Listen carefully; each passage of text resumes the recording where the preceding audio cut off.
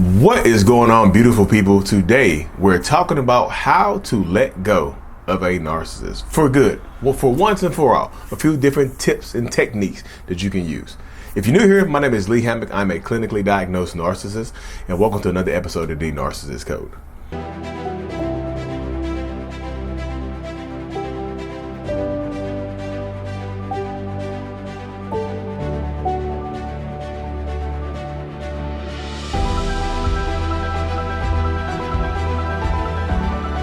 Boom, welcome back, folks. Yes. The narcissistic people, how to let them go for good. How to finally release the narcissist in your life. How to get him out of your life once and for all, y'all. So first of all, before we hop into today's episode, y'all, make sure you check out my mini courses and my support groups, because they can help you let him go as well. Link is in the description of every video and podcast that I do. Is mentalhealness.thinkific.com down below. But yes. How to let them go for good. The first thing, y'all, I would just say, tell yourself the truth. The truth. You know, if I say it in my southern drawl that reads from North Carolina, drawl, the truth. Tell yourself the truth with an F. T-U-R-F, the truth. Truth, two F's, there's a, tell yourself the truth. You have to, y'all. Absolutely tell yourself the truth. Write it down so that you can read it. Write it down so that it's legible. Write it down so that it's right in front of you, so you can no longer lie to yourself about what's going on, and maybe this person can change and trick yourself, or make it, like I said, give yourself this false hope. Tell yourself the truth about who they actually are right now. Absolutely right now, who they are right now in this present moment, not how they used to be, not how they used to treat you, because that doesn't help you heal. How can y'all be realistic? How can talk about the good stuff help you heal? Unless it's how can talk about the good stuff help you heal? They were so nice and kind to me. They did this and love bombed me. The cheek clapping was amazing. How does writing down the good stuff help you? How? So write down who they really are, who you see them as, not who they have to, not their potential. We're not focused on their potential. You see who they really are. They're not going to reach their potential of who they can be. You see who they really are. Mask off. Red flags are out. The red flags are flying. Red flags are flying everywhere. You got to catch them. Write down who they really are right now in this moment. Tell yourself the damn truth, y'all. If you're afraid to tell yourself the truth, then you're probably gonna go back. Keep it real. If you can only focus on the good stuff, you're probably gonna go back. Let's keep it real. They're still gonna be in your life. This is not to forget them, y'all. You're not gonna forget them. It's damn near impossible to forget people that you spent an extended period of time with. This has changed your life in some way, shape, or form, good or bad. It's hard to forget that type of person, right? Somebody came to you. It's hard to forget that your first tornado. It's hard to forget your first tornado. You know exactly where you were, and what was going on. So it's just like, tell yourself the truth. Yeah, you have to. You absolutely have to tell yourself the truth. Believe I can only focus on the good stuff. If you can only focus on the good stuff, y'all, write down the good stuff and then also write down the bad stuff, right? If you can only focus on the good stuff. And then write it down on the same piece of paper to show you the duality of this person.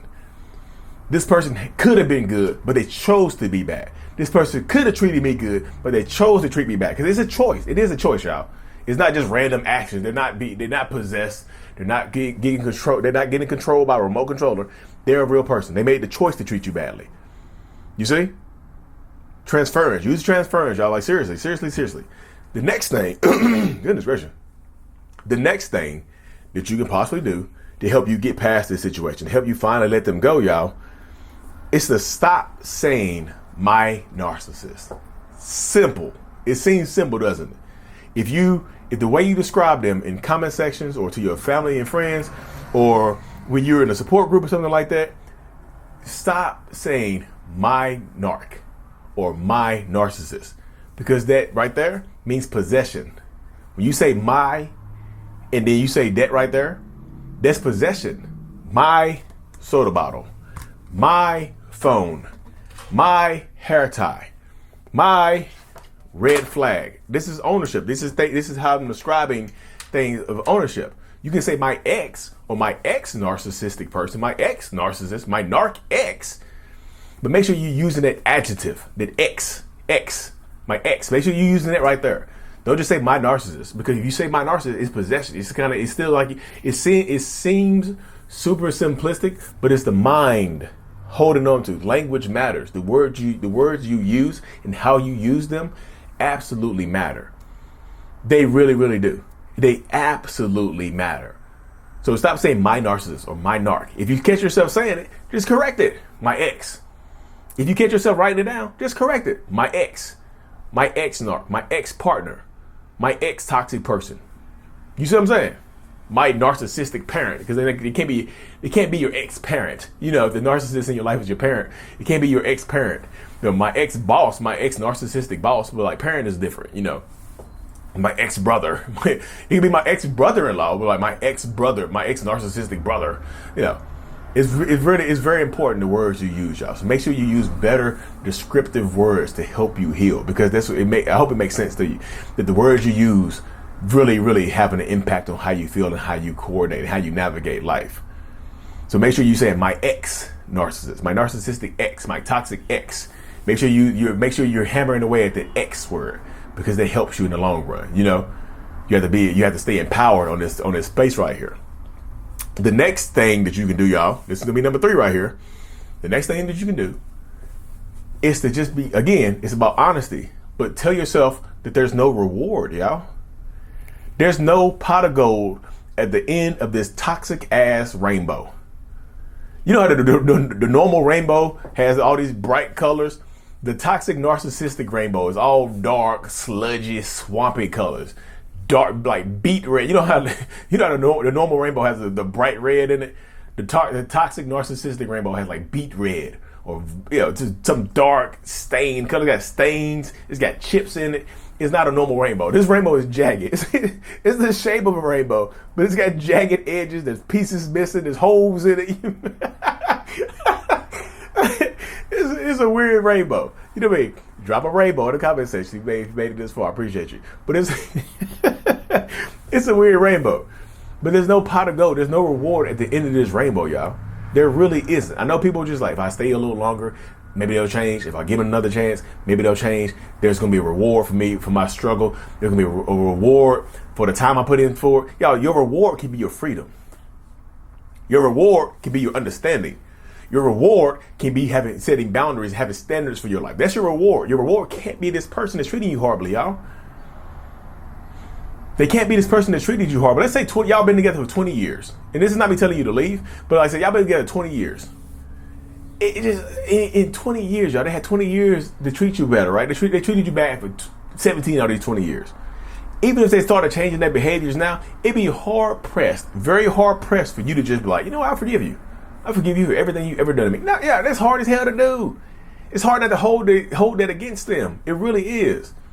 So you have to tell yourself there's no reward in this space right here. And like I said, when I say letting go of the narcissist for good, it's letting go of them emotionally too. It's not just physically. It's not just physically letting them like a little balloon and letting them fly off. It's emotionally too. You're letting go of them emotionally, because sometimes people stay because they think there's a reward. You know, they think there's a reward at the end of this toxic rainbow for them. There's not.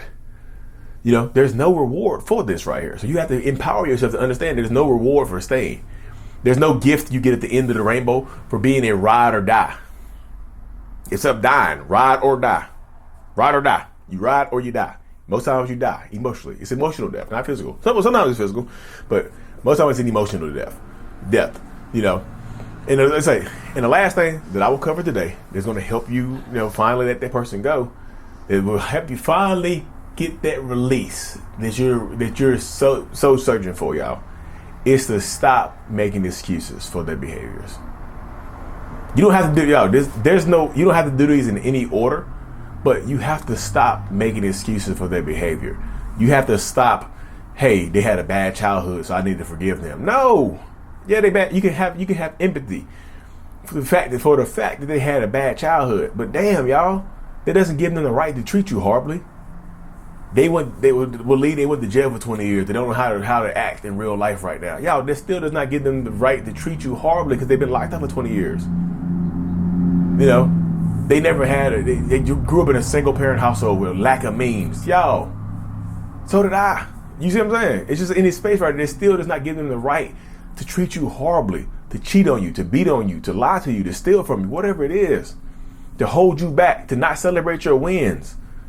That doesn't give them the right to do that. Their struggle is not giving them the right to make you struggle or to bring you down to their level or to try to. So you have to stop making excuses for their behavior. Now, they do that enough. That narcissistic person does it enough. They make enough excuses for their own behaviors. Don't you jump in on the excuse train too. Don't you give them more excuses. Don't you start blaming yourself, because that's the oof. That could be a whole nother one. We're gonna add it in right here though. We're gonna add this in. You know, if you start blaming yourself, you lose, because that's what they want. They're already blaming you. So if you start blaming yourself, you give them that excuse. If you start saying things like, well, I'm not perfect either. Got you. As soon as you open your mouth and say that, they got you. As soon as you say, well, I haven't been perfect either. I haven't been the best. I haven't, yeah. As soon as you start saying it, yes, you might not have been a perfect person. Nobody's a perfect person, y'all. You're just stating the obvious when you say I haven't been a perfect person, unless you're out here cheating and doing some craziness. You know what I mean? But like, the perfect person stuff goes out the door. You know? Being a perfect person goes out the door. But when you say that to them, you lose. I promise you. Because they got you now. Because now they can just say, oh, we both made mistakes. You said you were a perfect person, so now you're taking it back. So you do think you're perfect? Y'all, stop blaming yourself.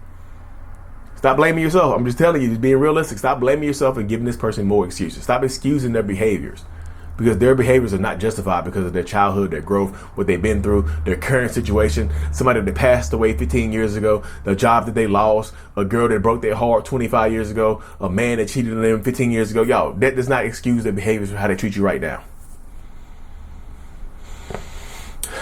Get down to the nitty gritty of it, y'all. But seriously, I appreciate every single one of y'all. I'm super thankful for y'all. Again, join my support groups.